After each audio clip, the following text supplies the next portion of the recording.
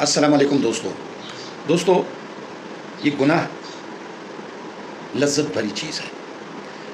اس میں اگر لذت نہ ہوتی تو ہم سے گناہ سرزد نہ ہوتا. کہتے ہیں انسان خطا کا پتلا ہے. خطائیں تو ہوتی رہتی ہیں، گناہ بھی ہوتے رہتے ہیں، مگر اللہ تعالیٰ نے اس کے لیے ایک طریقہ بھی رکھا ہے کہ اس گناہ کو کیسے ایریز کیا جاتا ہے، کیسے مٹایا جاتا ہے. دوستو ایک حدیث ہے، حضرت ابوبکر صدیق رضی اللہ تعالی عنہ سے مروی ہے، اور وہ فرماتے ہیں کہ ایک بار میں نے رسول اللہ صلی اللہ علیہ وآلہ وسلم سے سنا.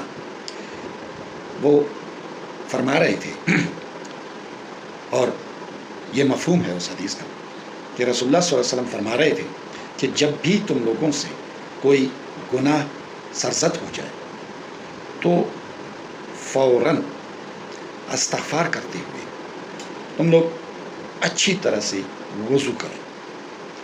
وضو کرنے کے بعد اللہ کے حضور کھڑے ہو کر کے 2 رکعت نفل پڑھیں. اس نفل نماز کو صلاۃ استغفار بھی کہتے ہیں اور صلاۃ توبہ بھی کہتے ہیں. تو توبہ کی نیت سے 2 رکعت نفل نماز پڑھیں. اللہ تعالیٰ مہربان ہو جاتا ہے، رحم کرتا ہے اور گناہوں کو مٹا دیتا ہے. اب اس نماز کے لیے نہ تو کوئی مخصوص آیات ہیں یا صورتیں ہیں کہ وہ اس نماز میں پڑھی جائیں، نہ اس کا کوئی مخصوص وقت ہے. یہ 24 گھنٹے میں کسی بھی وقت آپ پڑھ سکتے ہیں، کیونکہ موت کا کوئی بھروسہ نہیں. یہ چاہے مکروہ وقت ہے، چاہے جو بھی وقت ہے، آپ یہ نماز ادا کر سکتے ہیں. یہ چاروں فقہ میں اس بات پہ اتفاق ہے کہ اس نماز کو ادا کیا جا سکتا ہے کسی بھی وقت.